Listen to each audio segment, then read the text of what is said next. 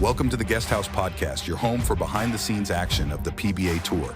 Now your host, Packy Hanrahan. What's up, guys? Welcome to the House Podcast, episode 1. We're going to be joined by Nick Pate today. We're going to try and come out with about one of these a week, so stay tuned for a little more of a raw conversation of some of your guys' favorite pros. If you guys love Nick, give it a like, and if you want someone else, drop it down below in the comments. Don't love Nick? Don't give it a like. And just tell us who you want instead. Just kidding, we all love Nick. We love Nick. Hi, Nick. Hello. How are you?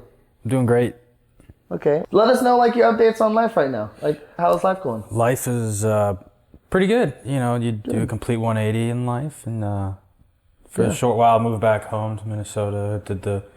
Got the job back, and just steady fall back into place. Live with parents, and then The secretary job. Oh yeah, it was great. It's nice to just sit there and At a massage parlor. Yeah, right? yeah. Just checking. They don't know that. We know that. Yeah, a lot of people don't know that. I worked a reception, front desk job at a massage place. Perk is you did get massages all the time. Yeah, it was great. For the free? Yeah. It was. It was. I might do that. Pre-COVID, I worked there for 6 years. That long? Yeah. Damn. Pre-COVID, they were free, and then COVID hit, and so East Small Business kind of suffered. Free massages didn't happen. They're as like, often. Nick, you can't get your daily massage I'm just anymore. like, all right, whatever. And then started working on myself, and then lo and behold, when you work on yourself, you attract better people around you, and now I'm living with my current girlfriend, Amber, in South Carolina. Moved across the country. Oh yeah, it was an awful drive. I did it in 1.5 days. Well, I'll say you seem happy. We've seen it kind of to touch up on what I want to talk about. I kind of want to talk about what it's like bowling on tour when you're not mentally there, because I know you've been there. I've personally been there, and we've talked about it. We room together. But you seem to be in a lot better place. You've lost a lot of weight. You work out now. You look a lot better. I see videos of you from 2-3 years ago, and it doesn't look like you at all. It's crazy. It really doesn't at all. So I just wanted to touch up on that since you kind of already brought it up. How important is it to, when you're bowling on tour, to mentally be in it, to not have distractions, to not be in a bad place with certain things? How hard is it to compartmentalize you're good and you're bad when you're trying to bowl on tour? It's very difficult, especially if you've never done it before. I would say last year was just every situation is different. I'm not going to say it was good, bad, or indifferent. Just things didn't work out, and it affected what I do out on tour. And it was hard. There's times that I felt so defeated. I didn't have the worst year, but I didn't have the years that I had. And I'll admit it, I did a lot of blaming. I blamed a lot of other people, the ball reps. I blamed them, and it really took me looking in the mirror to say, hey, that's not you.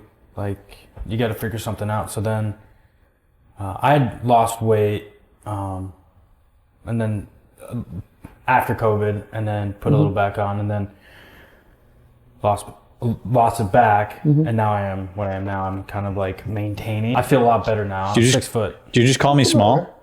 It's about right. Yeah, you're just a linky boy. I'm 175.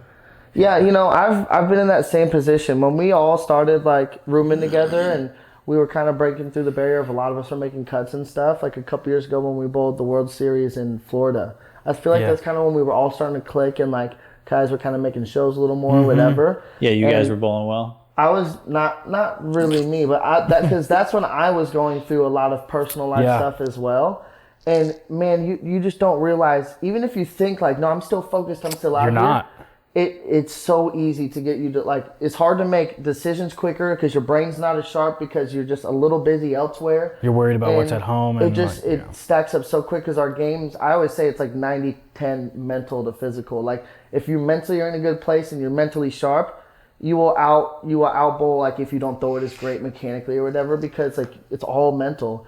And it's crazy, the swings, when you're happy and stuff, when you ride the highs and the lows, it happens so fast. And we've all been there. I mean, everyone's had times where they're just not quite mentally there, and it's draining. It's hard. And you're right. It's easy to blame and point blame and stuff, but who's going to be the one that makes the difference? It's yourself. You have 100%. To be the one to be look, whether the ball reps help me or not, I just need to be better, so that way if the ball reps aren't helping me, it's just on me anyways. We're bowling the US Open this week. It kind of what happened today. I started, 170, 180, and I was looking for him and couldn't find him. And I'm like, well, you've been in this position before. Like, we bowled on this pattern before. Like, you kind of know what to do. You just do it yourself. I will always support someone that wants to work on themselves first. And it's just, yeah. Well, you only have yourself at the end of the day. At the end of it, like. I'm on big on, like, ball reps are nice. It's nice to have ball reps. It's a good resource to the guys that get to use them. And we're lucky enough that we're always in the eyes of the ball reps most of the time because we're higher up in the points and whatever.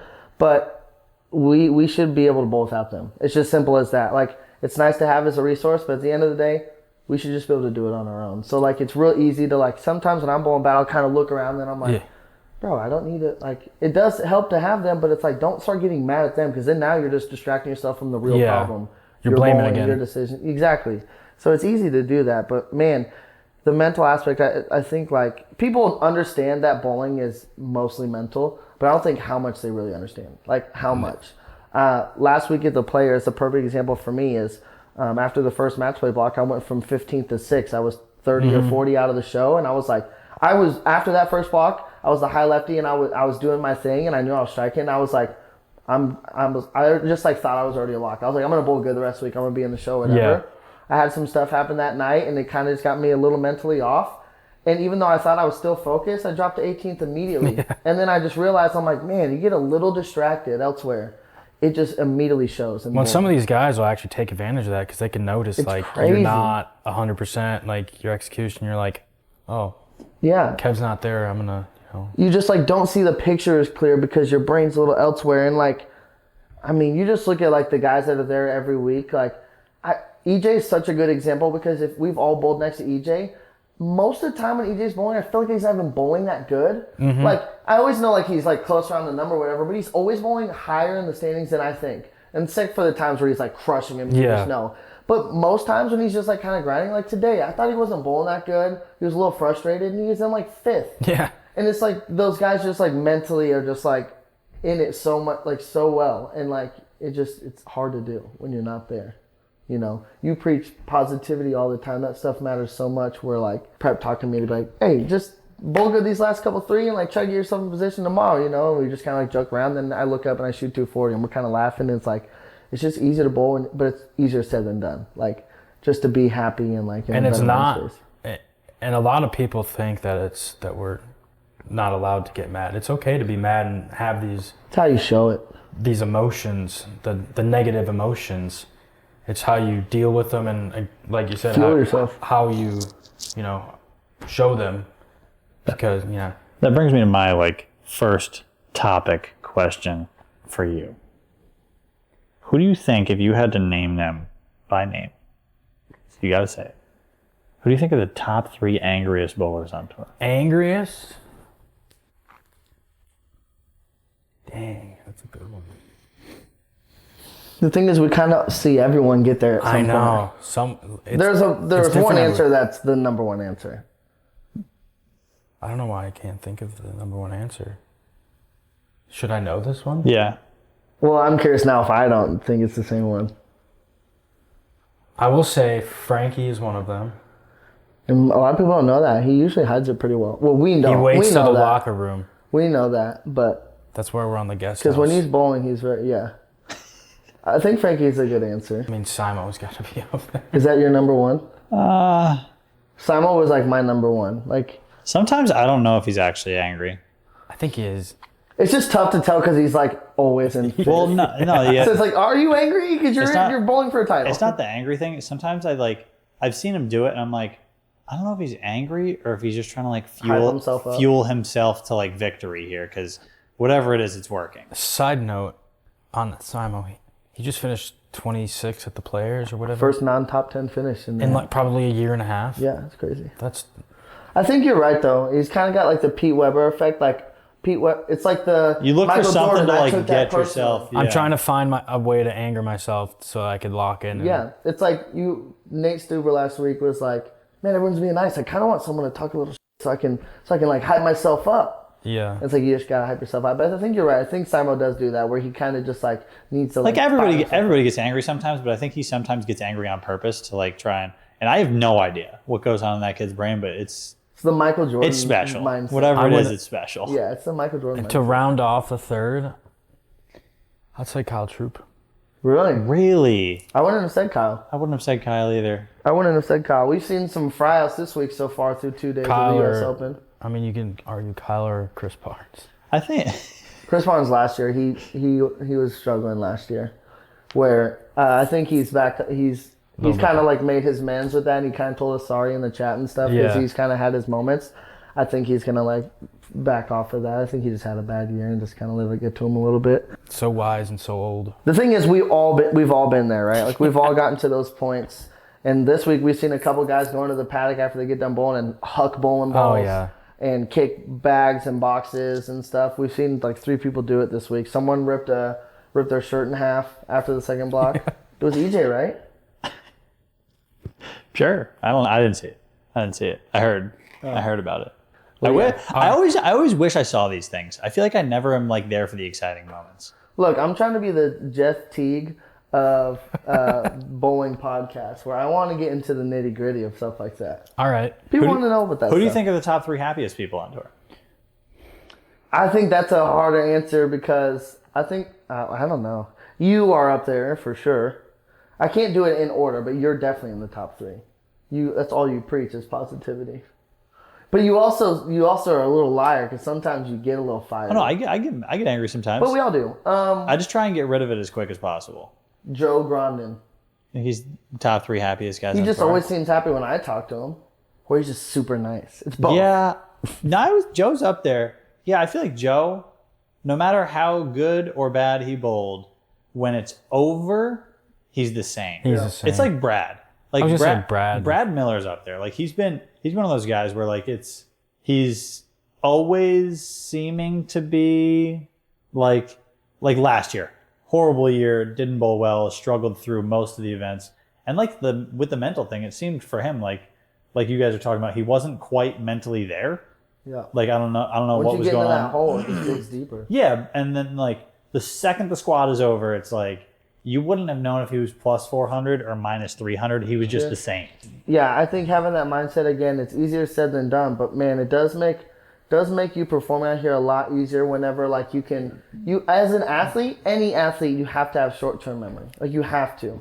Yeah. So if you bowl bad, you got to just laugh it off, forget about it, and come the next day like it never happened. And maybe you don't get to the cash or whatever, but maybe you bowl a little better, you just feel a little better. And then when you feel better next week, it just builds and builds. Yeah. You know, you just don't let the negative like pull you down. I was bowling last May, a Team USA event with the guys, and everyone had like 1 miss through 5 frames, just respectively. And I had no strikes through 5 frames. Just grinding. And you're like, what's going on? I started getting stuck in my own way, and they're like, Nick, reel back. And I'm like, yeah, I'm trying. And then I would like, do you know what an Angelo is? Yeah. Where you I get do. stuck 3 times in a row? Yeah. really? Everybody strikes, you don't. And then like you're supposed to buy them dinner. Yeah. Well, that happened to me. He's like, I bought 32 dinners. And that I week. was so mad, so I said, I'll be right back, guys. And I went into our paddock, and my shirt was untucked. I might have pulled my pants down, pulled them back up, tucked back in, and I said, well, I just got rid of the bad energy. I tucked in the... You thought the bad energy was in your pants? No, I just needed something to release. Just like... And what was that? I'm just curious. When you say release, I and just you pull needed that- something to release, so I just pulled my pants down. Nobody walked in. And I just... the release was the pants drop. Whatever you say. And then I just pooped on the floor. Or it's like, you have a bad day, go take a shower, you wash the day off. That's what I did. Are you superstitious like that? No, it's just... I don't know if that's is that I feel like superstition? I kind of feel like I feel like it is, that's yeah. like a changing the Juge, as I like to call I it. feel like that's a little bit superstitious. We actually learned it in on Team USA's mental performance. Kind of like I have a book too, so you close the book on the day. Like whatever happened that day. Yeah, that's corny as hell. It is corny, but it works. What I do... Most things like that are corny. Like the superstitious You stuff is like... corny. You said you shower the day off. Actually, what I do is the opposite. I leave the stank on. And I'd say I don't deserve a shower Well, yeah. until I bowl better. Are you being serious? Yeah. That's what that smell is. Yeah, that is what that smells. Don't you guys tune in this house? No. No, what I do is I scrub my body raw. See, I'm not So I just come out the superstitious shower like that. pink and hairless. I'm not superstitious like that. Like Alright. some people need to listen to a certain type of music before they bowl, or like some people like wear certain socks or whatever. Nah. I don't What's believe in any of What's that. like the weirdest superstition you've heard out here? A lot of people like wear the same socks and stuff. Oh, the weirdest superstition. Tommy Jones told me this. He bowls commando. Oh, Do you yeah. guys know that? He bowled good. One year he had to bowl commando. I don't remember the reason he said why, but he had to, at an event he had to bowl I think commando. he was And he sweating ended up, so bad. and he ended up winning. And he said ever since then, he said I never bowl with underwear on. Because when we were bowling next to each other in the practice session, I was talking to my ball reps, and he's like, you know what you need to do in this pattern, Kevin? I was like, please tell me. Tommy Jones, Hall of Famer. one of the guys that looked Take your at me underwear here, off. he's like, don't wear any underwear. And I was like, really? And he was like, I'm dead serious. And then I was like, the next day we were getting ready to practice or whatever. And I like said something like, you're not serious, right? Because, you know, like, they'll bust your balls like that a little bit. And he was like, dude, I've been wearing the same underwear for whatever years. And he just shows like his hip bone, and he wasn't wearing it. And he's like, he said he's been doing it ever since that time he like won an event. That's the weirdest one for sure. I don't So know. you know what I'm doing tomorrow? Showing up with no pants at all. Cheeks out. I gotta go extra because I'm in like dead last. No, you're not. It's close enough. It's close enough. Yeah, usually people wear like nice socks or Socks or the sock game. I can't get behind the sock game. Like the goofy socks and stuff. Excuse me? I literally wear goofy socks. Yeah, you're a goofy guy. You're a All goofy right. goober. I got a as question some for would you. say. What's your personal best fry out? I've ripped one shirt before at Snowman Doubles. I ripped a shirt. I needed like a mark in the 10th to go to the title match, and I split, and I ripped my shirt. And then I was like, immediately regretted it because I was like, well, this is awkward. It's the only shirt I have, and now I just have a ripped shirt. When I was younger, dude, I was the worst. I sucked. I had a temper. When I bowled, like I had a temper, and I got grumpy, and I was the typical I don't care. Like I don't care who sees me. I don't give a hell. I don't give a shit what you think about me. So when I was 18 to 21, I didn't care. I would kick my bat. I would throw rosin bag. I would like punch stuff. Crazy. I would go out and punch my bumper. Like I hated that I did it now looking back on it. But then I was like, I don't care what you think of me. So I'll do whatever I want. And you know, I dug a big hole early on with a lot of like the older bowlers that bowled amateur events on the weekend and stuff. A lot of the vets, weekend warriors, hated me. No one liked me. No one respected me. Rightfully so. And it took me a long time to dig myself out of that hole. But I don't really fry out anymore. Like I don't really remember the last time I fry out. The only thing I'll really do is I might like yell once I get in the car. Like it feels good. Or you know, give me like 10 minutes just to kind of like be a little frustrated. But I don't really fry out anymore because it's just like it's so exhausting to be mad. Well, I heard like, you frying out to Packy when Mitch and I were upstairs. The voice carried all the way to the... Yeah, like, well, I'll hash it out, but it's not like to a point where I'm like, oh, I hate the life. But I will like hash it out, like be a little frustrated. But like I'll get over it pretty quickly now, where I used to not. Like the Players Championships, the last time they did the regional ones, where you bowled in your region. We get to game all weekend. We get to game 28, yeah, and I need a double on the 10th to make the ladder, and I strike it and stuff an 8-pin. And for one, when I posted that, I wanted to shed light. I immediately told Packy, like after, I was like, did you get that clip? He's like, yeah. And I was like, can you send me that right now? I want to post it, and I want to shed light on like, hey, this is literally just how it goes sometimes. And I thought I handled it very well. And that's not me being biased to myself. I didn't cuss. I didn't kick anything. I said all weekend. I got that all weekend because I got 9 a lot. Like I just couldn't get him to fall, and I missed the show by 2 pins. That's all I did. I yelled. I went, all week. I got it all week. And I walked off. Then I came back down. I filled out the scores because I was the first down on the pair. And I said, can you guys turn in the balls for me? And I took a lap around the bowling alley, and I went to the back of the bowling alley, and I screamed as loud as I could. Just like, for like 5 seconds. And then I was like, that felt good. And I came back, and I was like, Packy, let's go get Whataburger. And like it felt good. By the time we got back to the hotel, we were laughing. You can see the vlog. Like you look back on it, we were both like, Whataburger sponsor us, because we were the first 2 out of the show. And like, And we had Whataburger 3 times that week. Yeah, and it just felt so much better to like not drain myself of that like mentally. Like Boog is rooming with us now on tour, and you know we're big on like our guys being more positive around each other. And I was gonna stuff. say, like, you had Packy there with you to like Yeah, it's it better just to go makes it through those easier to get things over it. with guys that are feeling For the same sure. or have felt the same. And you guys you'll pull each other out of it where it's like you're kind of negative or whatever, and then if we just kind of like joke about something else, you get out of it. Like Boog kind of bowled bad at one point last week, and he was like, I'm just gonna go to my hotel, and like I was like, no, come with us to Packy's. And he came with us to Packy's, and he was like, yeah, I appreciate that. Like I actually feel a lot better, and he bowled great and finished top 10 or whatever. It's just bowling. Yeah, There's it more is, but like it is easy to just like dive into those negative thoughts and like get frustrated and want to fry out because in the moment it like feels good to kind of like complain, but then you're like, this isn't doing anything. It's actually making it worse. It's already done with. Yeah, you literally can't go back in time. 100%. And again, easier said than done. But the quicker you can like dive into like trying to not fry out, like we've talked about it enough this week, where you're like, I get when people are frustrated, but not to the point you need to make an ass of yourself in the locker room and kick bags and knock shit over and stuff like that. Like, it shouldn't be like that. It shouldn't, because also this is the second event of the tour season. Like, we're already frying out second week. Usually people save those moments to get really mad for later off in the year. Except last year. Yeah, at the doubles, everyone was like, all right, the season's over. Like, thank God, let's get done. Yeah, because the event just no one like takes serious almost. Like, it really doesn't even feel like It shouldn't even count stop. for a title. I agree. It doesn't even like feel like a tour stop. It really doesn't. Quick format, like everyone's just having fun, joking around. People like don't care. People are like I don't know. We're Like also on the East Coast, which is like The best coast. the best coast. definitely not. Absolutely. Absolutely not. West Coast. Why'd you just? West Coast. You're not even from the East Coast. He lives there now. Lives there. Slivers there. Yeah, for like 2 months. All right. I've lived on the Switching. West Coast for 6 months. Yeah, he's lived there for 2 months. I've been there for like at least 5. Well, I'm just saying it's better. Yeah. I don't have...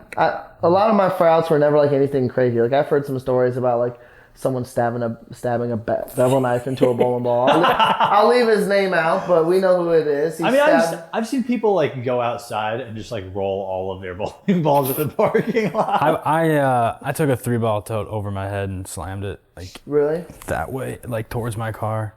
Yeah, usually it's like one quick gesture for me. It's like one like chuck a bag into a car or one like scream when I'm like outside of the bowling alley. I don't do it like in the bowling alley at all. But I don't punch anything and kick anything anymore. I used to punch stuff, and then after I regret it because I'm like, my hand. And what you got to do is, from what I've learned from someone, is don't kick your own bag if you are going to fry. Kick someone else's.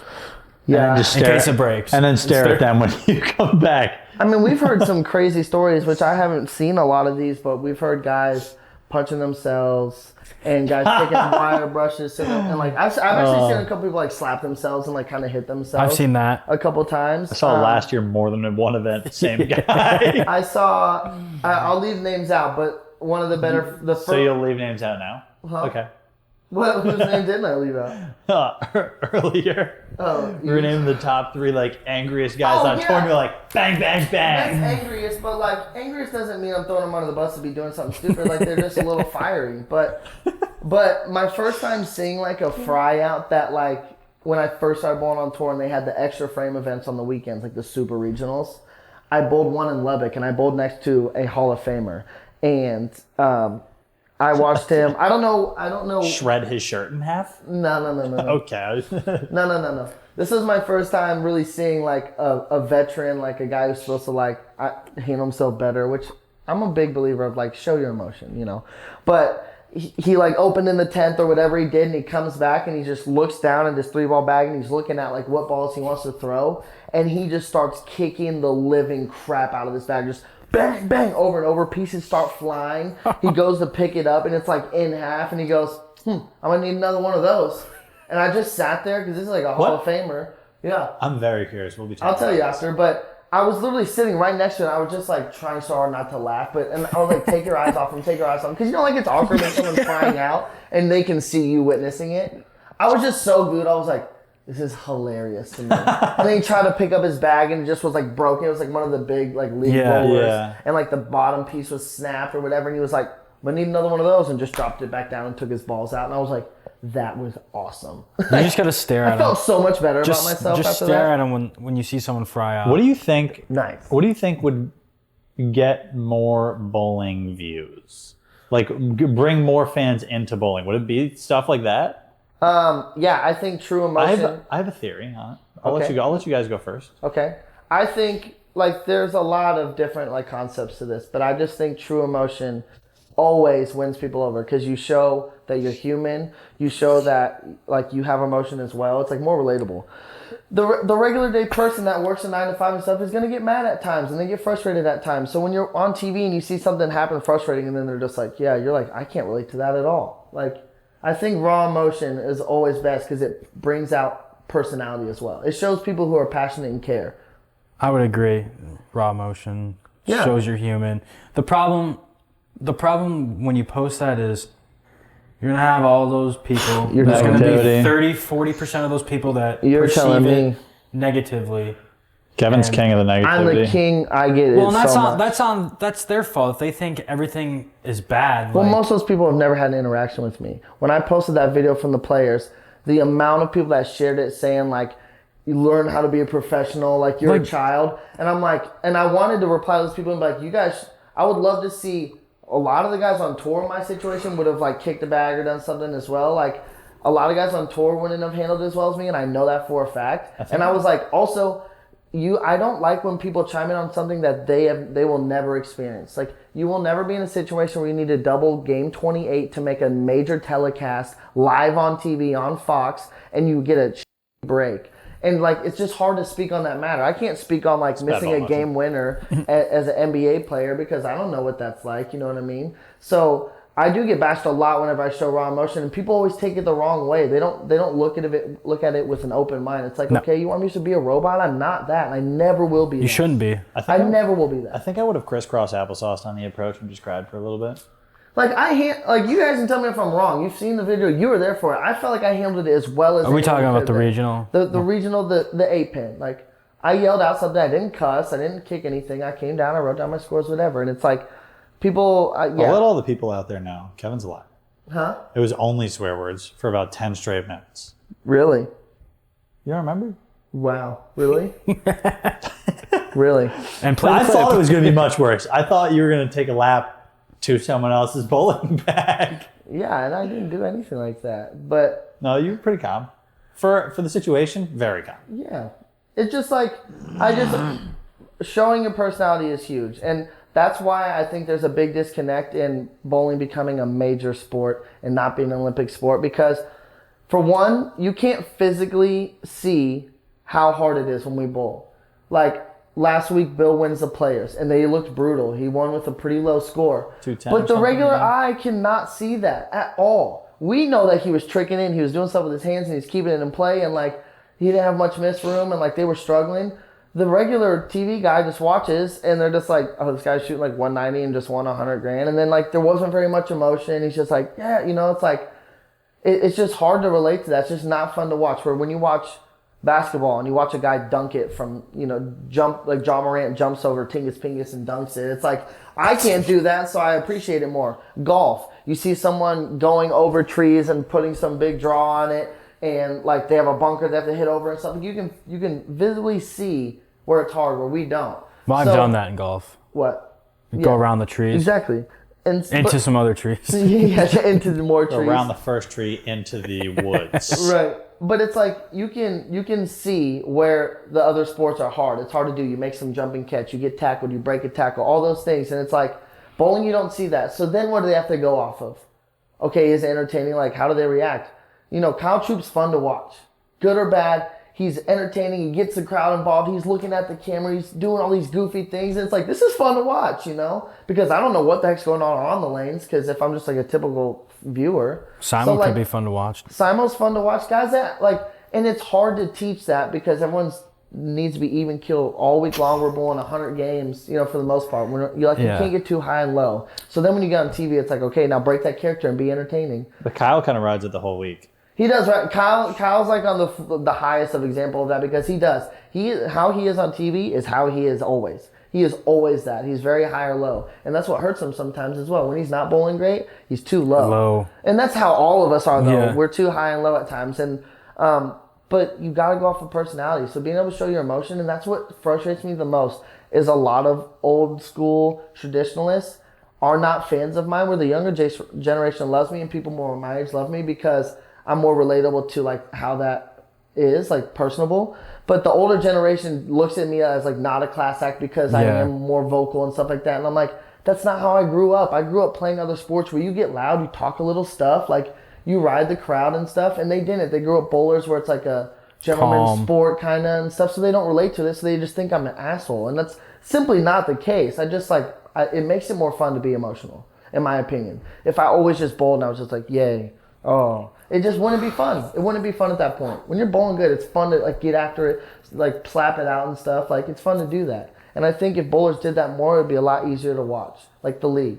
I think our league's the best chance. And I'm going to say that for a long time. Our league's the best chance of becoming something huge because all guys are bowling for other people, so we actually get loud. You see guys that never get loud in the league.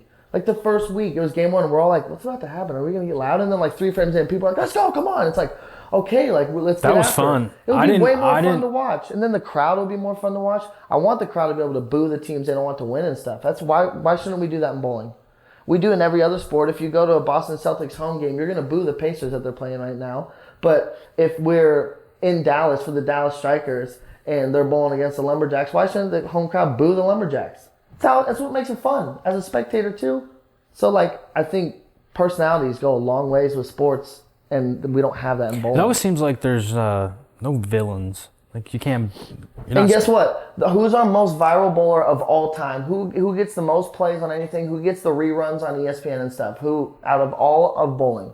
Who is it? It's a trick question. I don't. No, it's not. It's Pete Weber. He's our only villain we've ever had. He used to be the bad boy of bowling. Yeah. And he gets a post every year on his U.S. Open win. Who do you think you are? I am on SportsCenter, ESPN, things like that. People quote him. Like Mahomes quoted him. He's had commercials. Like he's been our most viral guy, and he's the one who like doesn't care. And I'm not saying always be like that, where you need to be like the asshole.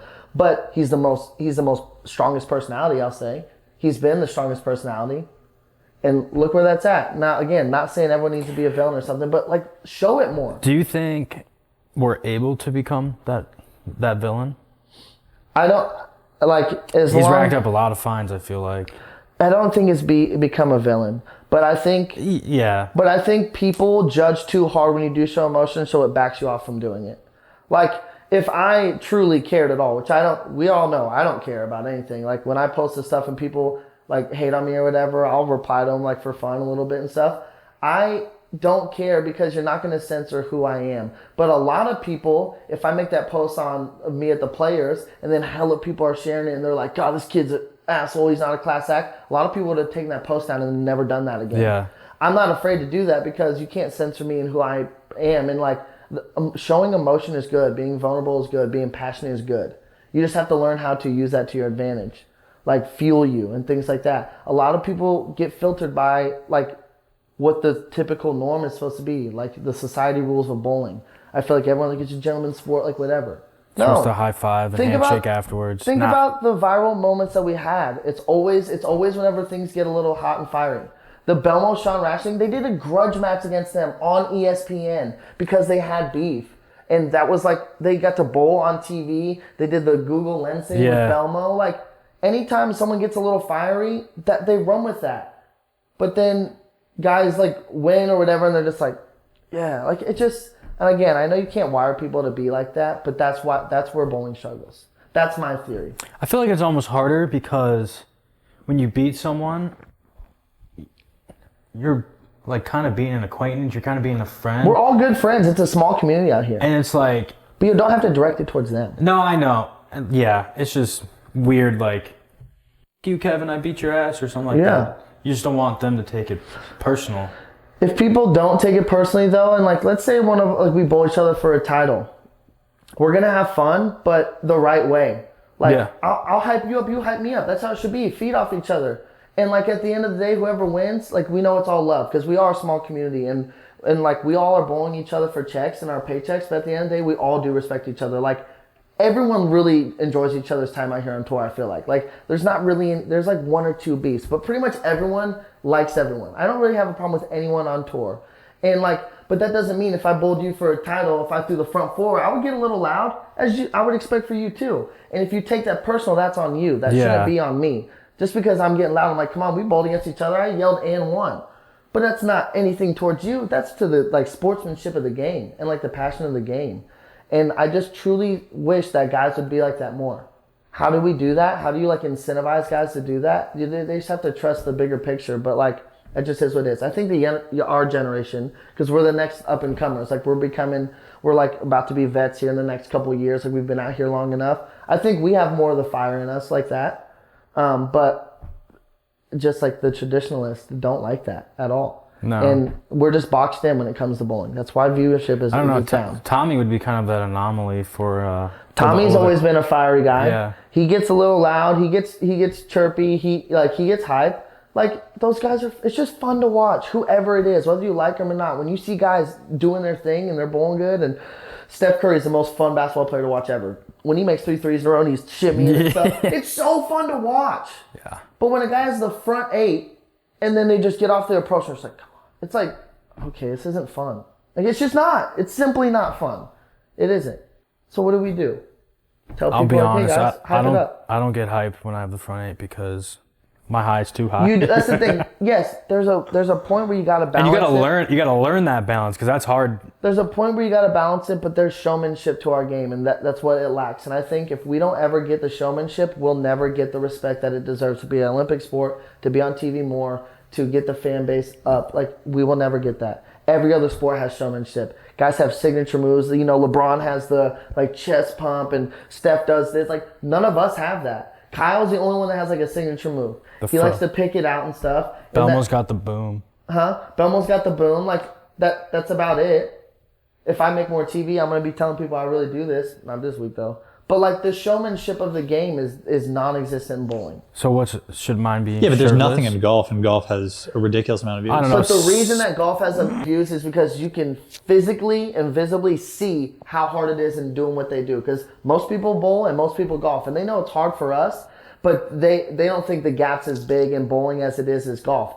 Golf, you see these guys playing a 600-yard hole, and they're hitting a 190-yard pitching wedge into the wind, and they're throwing into the wind, and they put backspin on it, and then they make some 30-foot putt. Like, you can see what they're doing and how hard it is. Bowling looks the same always. No matter if you're hooking it a lot, hooking it less, you can't see how hard the lane is. Well, Shooter McGavin had a move. So here's And my... also, Tiger is a showman. I mean, but here's my thing on that. Like, if you go out and you show all this excitement, and then it makes you bowl worse, because... If you said bowling and golf are, let's just for They're example, as close as they get. equally hard. Yeah. You don't see golfers getting excited because it messes with their game. But then you ask bowlers to get excited and tell them it's not going to mess with their game. Like, your heart rate goes so high up when you do stuff like that. You only have, 2 minutes and 30 seconds for it to come back down? I agree 100%. I guess you literally have 1 minute. You have 1 minute and 30 seconds before you have to, like, release your next shot. Mm-hmm. That's part of learning that, though. Learning to let that fuel you and, like, turning that into, like, fire. Tiger Woods, the fieriest golfer that I've ever seen. You know, I haven't always watched golf, but Tiger Woods, when he makes a crazy, like, chip in and something, he does the big fist pump and he gets loud and he chest bumps and stuff like that. You don't see that too often in golf. And golf is similar to bowling because those moments don't happen until, like, the end of the event. Like, we bowl 48 games, and it's like, okay, it's hard to get hype game 3, but you can get a little hype. But when you come down the last 2 holes and Tiger Woods needs birdie to win, and he gets a birdie, he gets hype, and he's kind of yelling at the crowd and stuff. They do it at the Ryder Cup the whole time. So why is it when we get into a step ladder and a guy throws a 4-bagger to get to a title match, and it's just like, one more game? It's like, man, use it. Like, come on, fuel yourself. Get hype. Again, it's all about how people are wired, but that's where we have the disconnect. And I agree. I agree 100%. It is hard to, like, get super hype and then have to calm down. But like I said, it's a minute and 30 seconds. Yeah. And golfers have like 5 to 10 minutes before they have to go and they're like walking on the tee box. They walk it off. They like he has that hype moment, and then he has to walk to the next hole, and he probably has 5 minutes to hit his next shot. Right. I get it. And, you know, last year when you won your title in Kokomo, you got up there and, like, I thought you were going to be a lot more fiery, and you didn't really show any emotion until your 9th, and you turned around and you're like, come on! And then you were like, immediately like, calm down. And I'm like, no, Packy, use that. Feel that. I know you like to do that. I know you like to get hype. It's yeah, like, but you can't, because the next shot's going to be so bad. Didn't you already win in the 9th? If you know how to control. Yeah, the reason I did that is because I won in the 9th. Well, That's why I did it in know. the 9th. Like, the reason, like, I didn't talk to anybody. I I like literally sat there, I ate a granola bar, I drank some water, and I didn't say a word to anybody for like 25 minutes. Because I was like, the only way that I'm doing this is if I throw good shots, and the only way I throw good shots is if I'm focused, and if I'm getting hyped, I'm getting loud. The heart rate's already up here. You know when what's you got a crazy? chance to win. Is your first show, what was it, Shawnee? Yeah. I thought that's why you like lost, because you were like slapping stuff out, you were hyping, qualifying, and the show came out. I think that is his issue too. You don't have the TV record. I think you don't get hype enough. Damn, that's not Packy. I agree. I understand it's your first show, you just want to dip your toes in. That's Also, that like you guys have always been good at bowling. Like you guys don't understand. You have always been. No, I have not at all. You've all. Okay, you're on the other end of it. You have always been good at bowling. All of these guys have always been so good at bowling that they've had those opportunities to strike for the cheese a billion times. That was tournament number 1 for me. That was the first time I'd won a tournament. I had a chance to win a tournament for more than like $1,500 in my life. Not even close. No junior team. Junior gold, my best finish was like 50th. I never even bowled junior gold. Like Mine was 52nd. College, I was the 9th best bowler on the team, so I didn't even get to go to a lot of tournaments. So I didn't get the opportunity to like go and have these pressure situations like everybody else did. I go to all these, even these small like Kansas City tournaments, I'm bowling against my college team. They're all better than me. You had their number at the Jayhawk or whatever. No, not then. But like all these guys had these opportunities Not the Jayhawk. a billion times before me. I get there, it's the first time. We're bowling on like lanes that are hot, they're different, they're hard. Yeah. And it's the same thing. It's like, yeah, I've never been in that moment in my life. And I'm bowling against Sean Rash, who as a youth bowler had more opportunities than I've still had in my life. So here's my question. Do you think that when you get into those situations that you might not always be there, you kind of overthink how you should act? Like you get on TV and you're always a pretty hype guy. Like you slap them out all the time in qualifying and stuff. And when you get to TV, it's like, okay, I need to like, you're now filtering who you are. That's what I'm saying. Disagree People completely. do that. I don't slap out. The thing is, you guys are like, you slap out shots all the time. I do. How many times have I tripped a 6-pin messenger? How many times have I tripped a 6-pin or messenger to 7 on TV? Well, I know, but I'm saying, exactly. That's the only time I slap stuff out. But that's the thing. That is the only time I do stuff like that. I don't like slap out a shot that just goes high flush. That's fair. And how many 250 games have I had on TV? Not that many, because they use the frickin' blue oil that hooks early. Not this week. Not any week. Not any week anymore. They stopped doing it because they put the lane. I just think people overthink those situations and then they filter. The best I ever bowled at a PBA tournament was in Kokomo because I didn't talk to anybody and I focused on every single shot. And I thought the more I focused, the better I bowled. You bowled good at the World Series though on TV, didn't you? And you were leading by a mile. I bowled good at the World Series as well.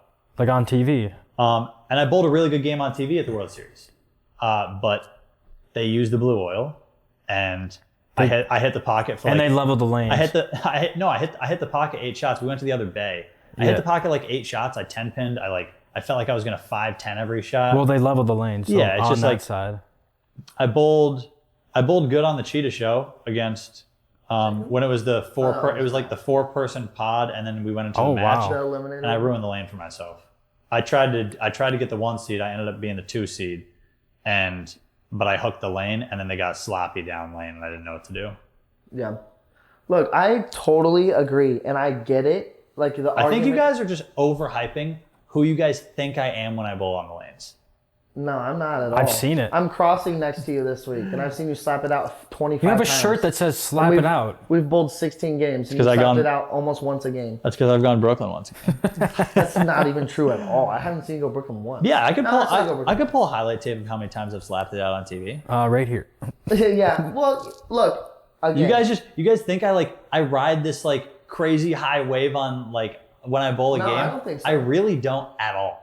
I don't think you ride crazy. The reason you guys think that is because that's how I used to act about 5 years ago. No, I'm going off of right now. Bro, I'm literally crossing next to you at the U.S. Open, and I see how you bowl, and then I think about the times that you're on TV, and I just don't see quite the same Packy. Like you're more like, again, I'm not this. Because I don't have anybody to talk to. Because I made that show, Sean Rash, and I had Chris Forey sitting right behind me, and he was chatting to me, and the PBA people told me that I couldn't talk to anybody when I was on the TV set. Screw that. They said you're only allowed to talk to people at the TV break. From ball rep to fans, that's the only time you're allowed to talk to people. And I was like, okay, great. The only time I've ever bowled good in my life has been in like team and doubles events. So here we are by myself. Also Great. Get your mind off it too. Yeah, like I would rather talk to someone the whole time. Yeah. Or just like focus the whole time. But whatever I'm doing during that tournament, I'd rather do that the whole time. Well, you know what Prather did when he got a lot. Prather was texting someone. That's They were like, "What'd you do this week?" And he was like, "I just text all week." Like, "I do that again." Why did they let him do that? But you can't text Chris Wood? I don't know. That's wild. They were like, you Tank can't get help, and I'm like, what? I was like, he's like, there's trying no rule for that. Maybe I don't think. trying to talk my heart rate down from 210 right now. What Fourier should have just said is, Packy, get around this one. Because he's talking to you, but you're not responding. He was talking to me just like in general, like just like trying to like breathe. Yeah. Just like talk to me about whatever in between shots. It was also a dual pattern. Yeah. Those used to be my bread and butter. Yeah. Shawnee, Oklahoma used to be your bread and butter. Look, I don't disagree with the mindset thing. I'm just saying. You're telling me I was guaranteed 300. You guys are just overhyping what I used to be. My theory is that Catch me at the league on the easy stuff. There we go. I will unleash the beast. But everyone unleashes the beast. The league is you're bowling for more than just yourself. So like you're trying to get hype. Literally, I always thought it was corny. Like no, it's because I can throw it wherever I want. I just have to get my hand in the right spot. So the second that thing releases, I'm running it onto their lane. No, you're doing it. People, I used to think it was corny because we only get to bowl the league once a year. And like when we would get there, it'd be like frame one, the leadoff bowler would strike first match and turn around like, yeah. And I was like, now we're trying too hard to be hype. But then I was like, no, I get it now. Like we don't get to feel that like emotion that often because you're just bowling for yourself. Again, I don't disagree with all things. I understand fully why people don't tap into that more. And it's just not how we're wired and it's hard to do. But that is the biggest reason we won't get the viewership we think we deserve. That is the true reason. And anyone that wants to argue me with that, we can have that conversation, but I think that's the reason why. I have a solution. Okay, let's hear it. Yeah, because you never said your theory. Yeah. My theory is full contact bowling. Full contact bowling? Once a game, you're allowed to tackle the other player on the approach. That'd be wild. Be awesome. But they don't know which frame it's going to be. Just saying. So you're just always scared. Freak. Look, I love that. That's awesome. Like, what would it look like if the PBA, for one, like the fans... Why don't we get away from the typical like everyone quiet and then you throw now get loud and then like if you like you know they do it before they have everyone before get on the mic and they're like hey, we're gonna practice this okay everyone Packy's about to throw this shot when we're warming up and it's like it's like why does everyone have to do exactly the same thing? If I got on the mic and say hey guys, I want you guys to boo who you don't want to win and cheer for the person you want to win. Let's make this like a true sporting event. Do you guys want Packy to win? Yeah, and some people are like, no, we want Sean Rash to win. We want this one-hander to win. Show that. And then that way whenever you get up and Packy throws a shot, like, miss! Like, that is more entertaining. It is. But we just put it in like, everyone needs to be a gentleman and everyone loves everyone. That's not how any other sport is in the world. It's not even close. You go to the Garden, you know, you're Celtics fans. They're ruthless. I'm not saying we have to be ruthless, but like, why can't we, like, I brought Trey last year to the league, a buddy of mine, and he asked, he's like, how do you do this? I was like, everyone just cheers for everyone. He's like, so I can't boo for the team you're bowling against? And I was like, you can, but like, people don't really do it. You'll looked at. Because he's not a bowler at all. He's never been to a bowling event. And he's like, you will be the only one. He's like, oh, okay, well, that's cool. And he had a blast. He was like, I loved it. That was so fun. But it's not like other sports. Other sports, people boo people. The fact that he had to ask that question. Exactly. That shows the disconnect immediately. He's never been to a bowling tournament. He's never bowled in his life ever. And he came to the most hype one because I figured, like, if he's going to come to one, this is the fun one to come to. And he was like, am I allowed to boo the teams you bowl against? And I was like, I would love it. But no, you'd be the only one doing it. Like, no one's really going to get on your side of that. Why not? You watch every other sport when Trae Young hits game winners against the Knicks hate him. The Knicks fan base hates Trae Young, and he feeds into it. He does the ice cold, and he's yelling, and they're screaming "F you, Trae" and stuff. Like, again, it doesn't need to be on that like drastic of side where we're like "Screw you, Belmo," but like, why can't we boo the person we don't want to win? If we have some house fans that are in the crowd and one of us makes a telecast and they want us to win, why shouldn't they be able to boo our opponent? Why not? They should. It's more relatable. But we don't teach that in bowling. It also helps. So it also does help build the hype of the moment if it happens. If people boo? No, if it's silent.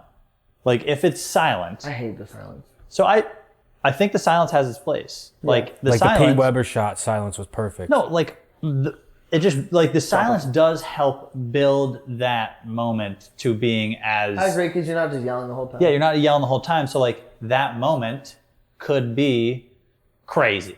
Right. Like, complete silence. You could hear a pin drop. And unfortunately, sometimes you do. Yeah. Which is where you get, like, do. the highlight clip of, like, Pete Weber pointing out fans and, like, yelling Do not at snap them. My that first telecast, camera. I balked 3 times because of like noises and people Yeah. dropping stuff and whatever. And that's Someone dropped their phone in my downswing on a 4-pin. Yeah, And I that's the agree. thing. It builds the moment. But like, what if we got one of the mic guys from an NBA game to come in and say, "Hey, do whatever you want." So like during it, they're doing like chants, like "pick it up." They do that chants like. Why do we have to time when to? Why do we have to time when to, like, when bowling fans are there watching? They know when a shot matters and when it doesn't. They know score enough to know, like, get up in the ninth and stuff. So let them cheer on their own accord. Like, let them just be loud and stuff, and like just like see how it pans out. In golf, they tell you when to cheer and when not to. If someone, yeah, They hold up a sign that says quiet. They again, flip it over. the big disconnect. Not live. Not live. Again, the big disconnect with golf to us is like you can see how hard it is with golf. So some of the things where that's the true gentleman's sport, it comes into play a little easier. But here, we don't have that edge. We don't have the edge to know that our sport is super hard. So that's where it has to come into play, the atmosphere. And our atmospheres just aren't it. They just Nick, aren't. what's your answer? Like, what do you Kevin change? talked for 45 minutes. What was the sorry. question? Like, what do you think? asked What, me. do you think we could get like more viewership? Oh, damn, that was like 45 minutes ago. I know. All right, I I'll was just leave. interjecting though and adding to it. What's your answer? What's your answer to what would get more? What would get bowling more recognition? Not maybe necessarily more views, but more views equals more sponsorships, which equals more people being able to do it for a full-time living. Yeah, just more entertaining, I guess. But I would just go along with what Kevin said. I would also say if we all look like athletes, 10% of us do, the other do not.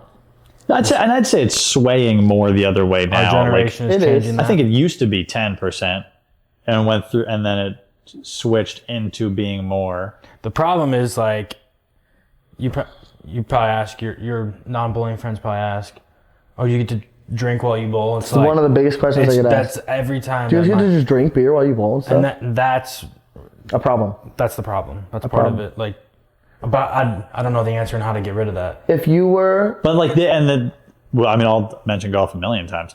Like, they don't ask professional golfers, do they get to drink well? Because there's cameras on them all the time and they're already so That's out not there. the But issue. but golfers used to smoke cigarettes while they played. John Daly, yeah. Yeah, I mean, I They just also think film the whole week. We just get the telecast. I just think that these athletes are put on a pedestal from the fans, and they don't do the same for bowling. So They don't respect us at all. At all.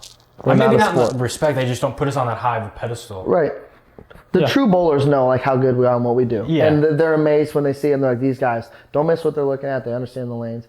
But from a general standpoint, like people are just like, oh yeah, I could do bowling's that. not a sport, or you don't have to be an athlete. You can just drink. You can just drink beer and eat nachos and Yeah. bowl. Like people, that's one of the most asked questions by non-bowlers that I meet. When I meet people out there, like, you can just like drink liquor and stuff while you bowl. I'm like, definitely not. Not even Like, close. you That want to would bowl be 10 horrible. games a day for 5 straight games. I want to see you do that without drinking beer and stuff, and then try to drink beer. So if Tom Clark came to you and said, it's yours, you can have the PBA, what are you doing to change it? Like, what would you like to see differently on the PBA Tour? I know this could go in so many different ways, structure and stuff, but like, what's the first thing that comes to your head of like, you know, we're talking about viewership. Would You you only change get- something more? yeah. I would. You're not gonna like this. I would immediately get rid of urethane. Really? Immediately. Okay, but you say get rid of urethane. Ban it. Are you Can't gonna- use it. Are you going to Second shot. combat the fact that we can't throw urethane now? What do you mean? Like with patterns and stuff? Or is it going to be the same thing? You just don't get to throw urethane balls? I think you start with getting rid of urethane. But you keep the patterns the same? You'd have to start somewhere. I think you would adjust. I just think, personally, I think people are tired of seeing urethane being thrown on TV shows. Why? I don't get it. I truly don't get that to me, urethane thing. As someone that watches, I don't think it's exciting. What's the difference of throwing a reactive ball? What is the difference? Is that the problem? People are complaining about urethane. They're making all these new rules, and it's like, to me, in my brain, urethane is a no core ball, and it strikes more than a ball that has dynamic to it. And that's where I'm like, my brain doesn't comprehend that. Because I shouldn't watch, it's not as drastic anymore, but I shouldn't watch someone go 15 to 9 or... But why not though? That's part of a talent. That's part of a trick of bowling. It's like guys who can hit a drive 100 yards more than other guys. It's like, should we just ban like the driver because I can't hit it as far as them? I don't get the whole urethane thing, and I might be a little biased because like lefties, we have to have it. Yeah, but if you compare that to golf... But it's a trick. It's like learning how to do it. If you compare that to golf, there's no one that affects your shot if you can outdrive them by 100. Yeah, no, I get that. You can have better strategy. My argument would be What like, if you would putt with like a really heavy ball? take out the 3-point line because some guys aren't good at shooting the threes and Steph is so much better than everyone. But it's like, that's part of a sport. You're just good at something. Like people are like, Yeah. I hate when people say like using urethane doesn't take talent. I was like, it actually does. It has its own skill in learning how to use It does. Just like throwing reactive. And it could be partially that, I mean, from where I started with urethane to where I'm now, I've gotten better because I had to. Right. You have to learn the trick. Your best finisher is throwing urethane though. Shut up, we don't talk about that. But that's what I'm No, saying. I know. Like I don't get the argument. I'm probably a little biased because Belmo dogged you the other day. Belmo dogged you the other day for that. That was bad. I was like, No, I didn't throw urethane in that show. no, he Yeah, dogged yeah. you. Oh, yeah, you he did. dogged you about the finish. Yeah. About the finish. Yeah, we Yeah. were talking to I was like, Belmo, and Belmo was like, "Yeah, I got a bye one time for a title, saying because he bowled against you." He's like, "I didn't even have have to to double in the 10th." Yeah. I just like I don't He threw truly an get the illegal ball. urethane thing. That's the whole mindset that I hate about bowlers is people just complain until they get their way. You see it on all levels where it's like, "Oh, I can't do that, so let's complain about it and adjust the sport so that way we don't have to worry about me being able to do that." Oh, I can't loft the gutter cap or I can't hook it, so let's put out patterns that don't allow you to hook it. It's like, learn how to do things. I don't get it. I truly don't get it. That's part of the sport. Sometimes Right-handers deal with it more because they say it messes up the lanes, but right-handers still urethane just as much as lefties now. Like, we complained about it, but we saw 95% of the field throwing urethane at the players. the Everyone threw player's urethane. the last block. Because Everybody it- threw it for all 8 games. Everyone because threw urethane. it was the only thing that looked good. But like I don't get the whole ban on urethane thing. I bet it would be different if we bowled on patterns where we didn't have to throw it. Like I wouldn't complain This week. nowhere near Well, as much, but it's people like, throw it just to throw it at times. People throw it because that's the only ball they can throw. I would agree. Yeah. but then And I it's can say that it's not. I mean, our tour guys generally know when to not throw it. It's the ones after us that I could I've also watched. argue the other way too, where some guys just slide at 35 and hook it the whole time because that's all they can do. Like it goes the same way as well. It does. So like I just don't get that because if it's part of a game, if it's a tool that you're allowed to use, and some guys aren't as good as other guys, and some guys do have an advantage of it, and some guys don't. It's the same thing with reactive or whatever. It's like, why are we trying to get rid of that one tool? It's just part of the game. Like I don't get that. It's just like any other sport. If someone's good at something, you try to learn to do that. If you're in the NBA and you're not good around 8 to 10 feet jumpers, you got to get better at those. Like You know what I would think would level the playing field? If we just got rid of reactive. Everyone throw urethane. Or You or can hear do me it. I out. mean, you can do it the same way. Or hear me out with urethane. One manufacturer makes all the the urethanes same exact urethane. for everybody. But then that gets rid of the same thing for reactive balls because there was years where like certain reactive balls just whooped everybody else. Like the phase 2 and the idols for 3 years, that was the best ball and no one could beat them. 4 years ago, whenever it was. Like it's the same thing with reactive. That's part of the game as well. Yeah, I think it's part of the game. It's the same reason. I mean, it's the same reason. Like if one manufacturer makes all of them, if a guy on Storm staff thinks that the purple hammer or the black hammer is the best ball, he probably should just switch staffs. Same goes vice versa. If it's a Brunswick guy's like, man, I really wish I had that red IQ, and he just keeps thinking that every single week, he should probably just go throw it if he really thinks it's going to make the difference of his career. And that's the argument I make when people complain about the purple hammer. It's like, If it's that good, just Sign. come on over. If you Sign.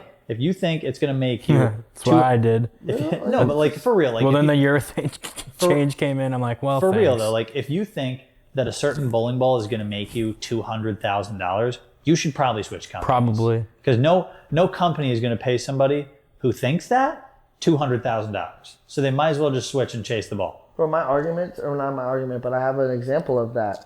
When AJ Johnson first signed with Motive that next year, he lost to Christian Ascona in the Cheetah best of 5 first round, and he got fined for complaining about the purple. And he's complaining about the purple, and he's actively telling everyone the purple is legal, purple is this. It was like, you just jumped ship. You were just throwing the purple, and you just jumped ship, and now because you're not throwing it, now this ball's this ball's that. Like, the most fair could be is one manufacturer makes 4 bowling balls, a high end, a mid performance, a low end, and a urethane ball and a plastic ball. We all throw those same 5 balls every single week. May the best bowler win. That's as fair as it gets, because the manufacturers are trying to make the better balls than the next guys or whatever. Well, the thing with the manufacturers, that spy is nice. Huh? A spy is nice. The manufacturers aren't really catering to the pros as much No, because we're the smallest 1%ers. market. The manufacturers are trying to make the best league balls possible, so 100%. everyone who bowls league, And we're good enough for the people who bowl league buy the most bowling balls because they're the most millions. bowlers bowl league. Yeah. They don't bowl tournaments. There's 200 of The us. majority of bowlers bowl league, so they make the best league balls possible for every style of bowler. Right. And then we reap the benefits of the ones that are good on tour. Right. And a lot of the balls we throw on tour, you never see in league. Like, because we just don't bowl the A same. purple hammer. I refuse to bring a purple hammer on when I bowl league. And a lot of guys throw it in league. A lot of league And a bowlers lot throw of the them purple strike. hammer. And they do. And it's just like, it's just part of it. But like, I don't, and again, I'm probably a little biased because like as a lefty, most of the time when we're winning, we have to throw urethane. But that's what we're forced to do.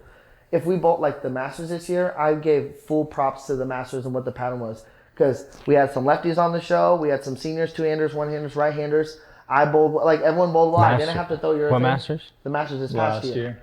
It was the perfect pattern. The super long when we were pattern in where you Detroit. had to play straight. Every type of bowler had a chance. They weren't impossible. They were scoreable. You didn't have to throw one ball. Like lefties are sometimes where it's like we just have to try to make I think it's work. also to do with the surfaces. Yeah, people there's like. so many variables. But like just getting rid of one ball, like I'm slow. I've been biting my tongue on the whole urethane thing, and I chime in a little bit about it, but like it's just funny to me. They make these rules and are trying to get rid of the best ball ever made, and then the first event of the year was the most I've ever seen urethane thrown ever. Yeah. At the Players, literally, I would see maybe one reactor ball every other pair, like to start practice. Everybody threw urethane, and like Mike Wolf, our rep, was like, I think people are just kind of trying to prove a point or make a statement. I was like, no, I don't think so at all. I think it's just like how it is. It's the best option. It's just the best Well, they're option. so flat in the middle and there's Why no are hook we so concerned about it being so like? So you would say ban urethane? What would you say? Huh? What would you say? If they gave me the tour? And they gave you like one rule. There'd be one rule or one thing you could change. So like he said ban urethane. Oh, that wouldn't be my thing. I thought it was you're giving the tour. What changes are you making? Oh, okay. Well, what would be your next change? Yeah, what other changes? Or one change would you make if you could only make one? It's more or less the center. The centers we go to, I would force them to level their lanes. It's hard. Yeah, it's hard with the centers too. If you want to because host a professional event, I would make much. but there's only a short list of people that do I would make know, much and bigger it's- changes. What if we bowled a whole event outside? Like, what do you mean outside? It would just look cooler.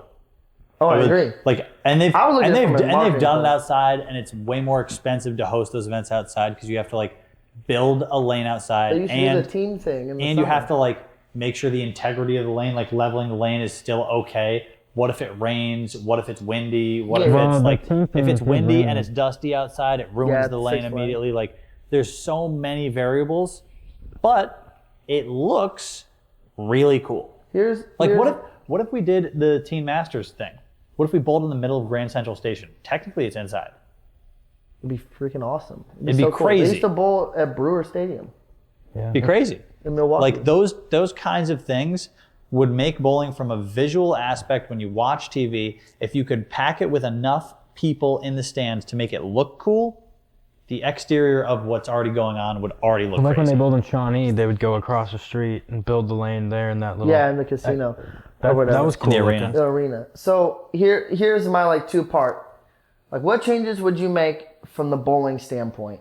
Like, what's your vision if you make changes? Because you saying you're banning urethane, that's more on the bowling side of things. How would you change things to like better the sport to give us more opportunity for more sponsor money, for us to make more money? Because those are separate. Yeah. Every time we talk about what would you do to change? Everyone always says a bowling answer, and that literally never translates to more TV time, more sponsor money. They're two separate things. I think the bowling does not matter. I was gonna say, I think the bowling, if you leave bowling the exact same, it would still have a chance to thrive if you changed other things. Most big sponsors aren't bowlers, so when they come to look and watch us bowl this week, they're gonna think we're not that good because scores are low, and they're like, these guys are averaging 180. They don't understand that because they're not like true bowlers. So like when you think of like make changes for your sponsors and stuff like that, it's a whole nother ball game. Like marketing, like bowling outside, cooler venues. I talk about personalities, like booing, yelling, things like that. Like those are two parts. You said banning urethane, that's more for the bowler side of things. That's to please the bowler's mind. But what do you make change to make PBA bigger? What gets us to the next level? There's so many ways you can go about it, but you don't know what works. I don't have a creative mindset, so it's. You have a bowler's mindset. I truly believe that. You've been a bowler. You bowled your whole life. Yeah. We joked about me being in the players committee. They don't want that. I don't ever think in a bowler's mindset. When we talk about this stuff, I never think like a bowler. I always think like a different athlete or a fan or like a marketing point of it. I think our streaming could be a little bit different. I think. Why not stream it on YouTube? Why not stream it on Twitch? Why not go to Kicker? I agree. Something like that. Make it more accessible to the fans. Let anyone stream it on Twitch. Here's the thing: no one will ever stumble upon us bowling on tour. But is it though? No, I'm just saying it's tough from an aspect of like from them to put out a high quality product. They have to be paid. They need money to pay people to run it well. And to buy, I get that. Like they're using a bunch of camcorders. The camcorders we're using right now to film this, they were like, $900 or I think they were $1,100. We're using 2 of them. At the bowling alley right now, 20. they're using like 15 of them. Yeah. So it's just a lot of money. But I agree. But bigger picture, I feel like we bought I agree though. I agree. Like if you could just. Not every streamer started off with the big thing. No, and it's one of those. Like you said, it's a good example. It's one of those things. You can't stumble across us bowling this week. You have to pay for it. You send it out for free, and then you send it out for free. I know they hired a new social media girl. Mm-hmm. Yeah, I can't remember her name. I think her name's Elle. I'm so bad with names. That sounds right. So bad with names. But she's trying. We need non-bowlers to come in here. Like, and she's a non-bowler. There's a point where we have to have some bowlers because you can't get away from sport too much. I think it's perfect because Nolan helps her out. So I understand it. So Nolan will explain the bowling part of it. He'll be like, hey, like every block, like we got to make a post about like the guys who are leading, and then like don't worry about it. Like I'll get the guys that are like chasing the number because I know I'll look at the numbers and I'll tell you, hey, he's striking and he's in 16th and he needs to get to 12th. Let's go film him. Yeah. Because he's probably gonna have those moments that you always talk about. Like he's gonna have the moment where he gets hyped. Yeah. And that's the thing. Like I'm all for those moments, just like you said earlier in the podcast. I'm all for it. But when it happens, I'm not all for it before it happens because like I agree. You see guys. I'm not going to say anybody, but we've seen guys who try to make that moment so much, and they aren't as good as they could be. That they lose the moment because they're trying to get it. Yeah. So like, and that's where my perspective just comes in. Like, okay, if I just focus on making a good shot, I'm going to try and have some fun. Yeah. But it was like terrifying the first couple times I was on TV. So I'm going to try and have some fun, and I'll have fun. But I'm not gonna press the moment. I'm not gonna get hyped unless something cool happens. Unless I throw a 4-bagger and I get lucky on that 4th one and I can point to the crowd and hype them up. Yeah. It's all like situational, it's all situational. But the second you like try and create it, which is where I'm like, you let it happen, and that's where the silence comes into play on TV. Like if it's silent and that moment happens, that moment's twice as cool because everyone's going crazy and they were just all silent. Yeah, I agree. I truly do agree, but I think free streaming. Free streaming is a great idea because you could be on Twitch and you could scroll across and you're like PBA or Bowling TikTok, US Open or TikTok because you can live on TikTok. Yeah, Go live on but you TikTok, go can't- live on YouTube. You can go live on You're not all going to stumble across Bowl TV unless you go to our social media, but the people that are on our social media already are watching anyways, usually. So I agree 100%. I think that's a great idea. I think if we're on a platform like YouTube and stuff, people stumble upon that stuff because it's relatable Would it be content like or whatever. top 20 in live? There's if got to we be a get way to 10,000? dual stream it. Like, I get you need to get paid. Maybe have the streams on YouTube and stuff not be as, like, exclusive. Maybe beef up a little bit more what we're doing now where guys are mic'd up and stuff and we have more cameras. And then have, like, 1 or 2 cameras on YouTube. But at least people can get to it. And then it says, if you want the full stream, come over here to our subscription. Like, we should have that. I think that's a good idea. I think the bowling industry has tunnel vision to bowling. You know, like when you're in school and you're working on a project for so long, you start to like, you just see the same thing and you're like, I need a different perspective. Like when someone comes in that isn't a bowler. You would do that they in have school? a different perspective. I never went to school, but...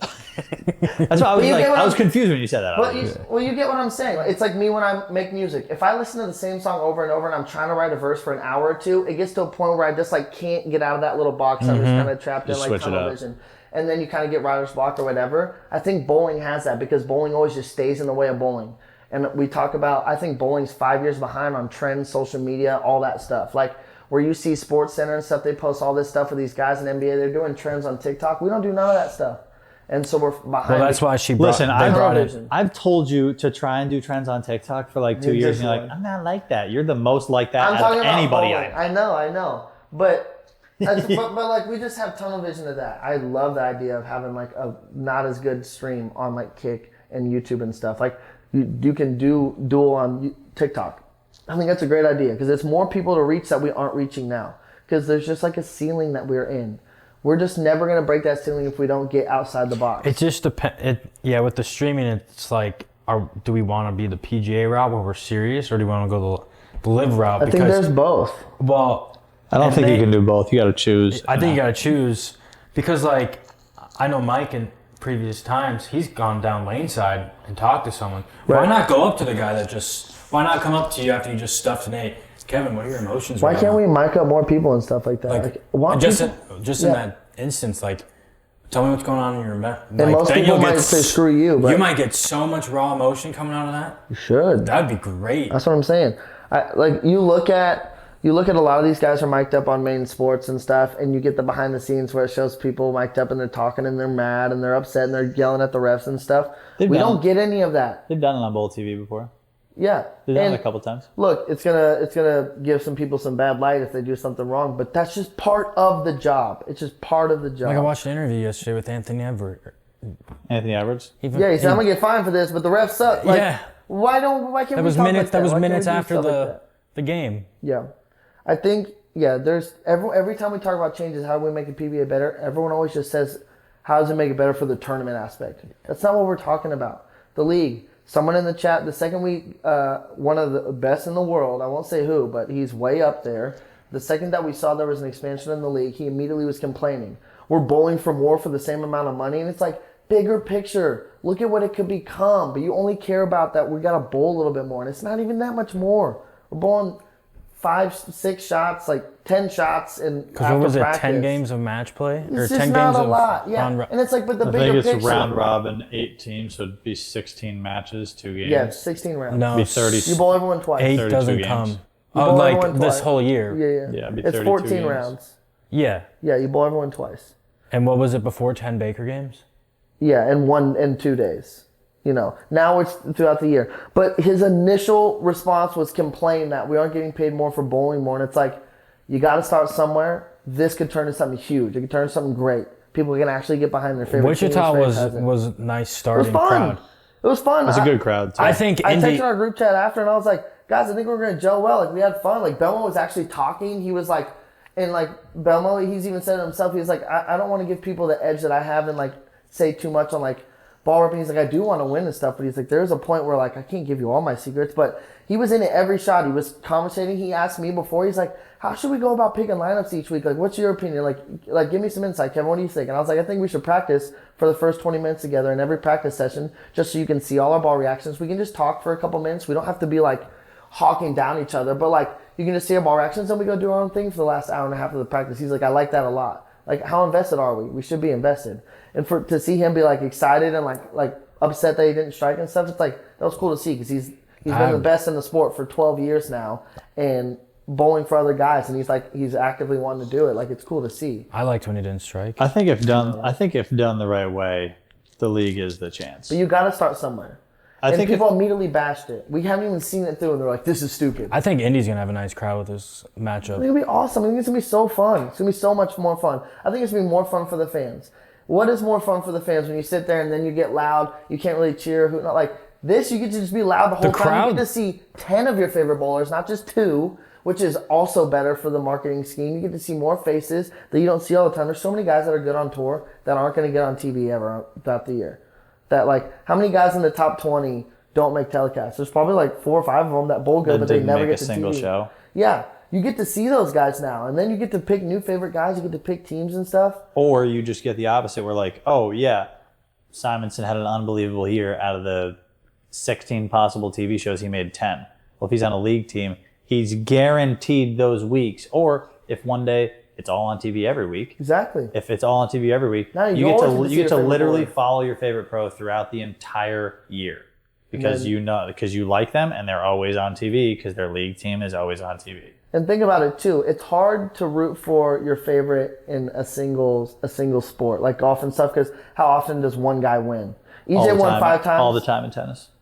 Well, okay, tennis, yes. But like golf, if your favorite golfer is whoever, Jordan Spieth or whatever. Tiger Woods back in the prime. Yeah, when he won every other tournament. Yeah, but that's not the example. But it forces you to like the same guy. But in golf, because they stream the whole week, they actually... You don't get to see your favorite guy until they either make the top 4 or not. How hard is it to do that? It's hard. Most guys don't make a telecast in a year. You know, we only have 16 that we bowl on or whatever it is. Not even. It wasn't that last year. It was like 10. And so it's like now you do get to see those guys a lot more, and you become fans of more people. So I think the league is the best chance, and it just frustrates me that the first thing we talk about, everyone's complaining about bowling more or less money. Like it's like we couldn't even for 1 second think about, okay, I can see the vision of this. It's like why? Why are we so boxed in? Like no one wants to branch out to do anything. The part that I'm confused on with the whole elite league is dropping the 2 teams. You can't do it with 10. 10's the weird number. No, but they're dropping it to only 6 make it, not all. That also doesn't make sense to me either. Makes sense. The regular season has to mean something.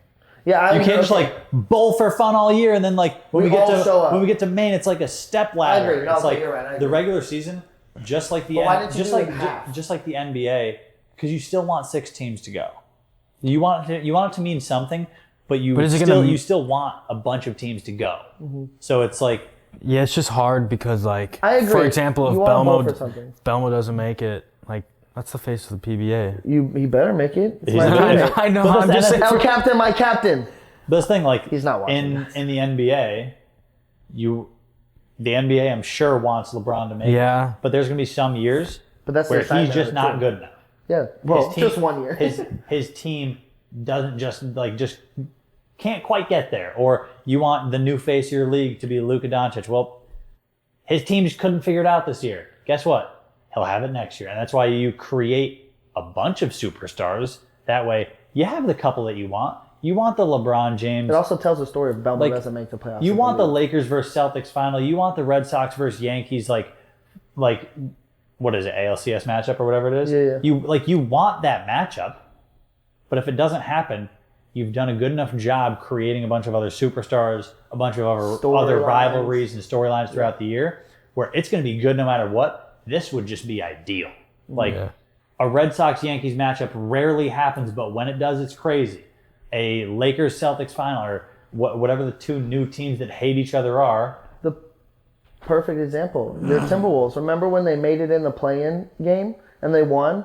And everyone was bashing them on the internet because it looked like they won a championship because Pat Bev was like standing up on the scoring units and like yelling, like they were treating like it's something to bowl for. So you're right. Like you want to get into. I was standing in my bed when it was. I'm not even a basketball fan. but like that was cool to see. It creates a storyline, and also all publicity is good publicity. So like even if someone's like, "Wow, these guys look like they just won a championship," it's being talked about a lot. Well, same with the Lions this year. Exactly, and they had a good. It's like.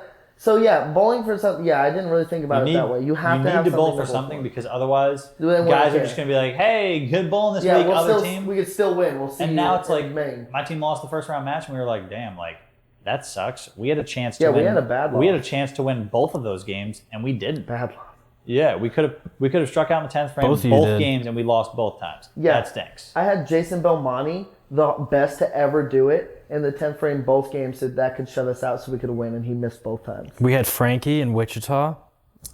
Did what he needed to do. And then he finished last that week. He didn't do what he needed to do. He let Marshall had the opportunity both games to strike out to win. Yeah, so did Belmo. Belmo could have beat him both times. And it just happens like Frankie could strike out to win. He goes strike, then Marshall goes strike. Then he 2 pins. Marshall has a chance to strike to win. Wrap 10s.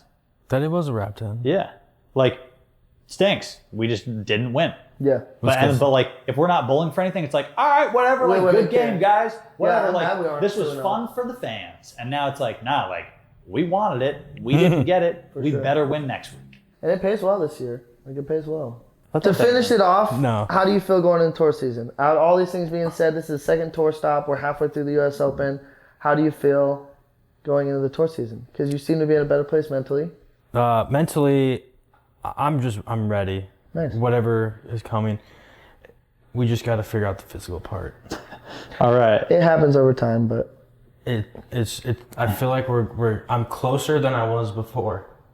Well, you got to start somewhere. Justin Romick called me in the middle of the year last year.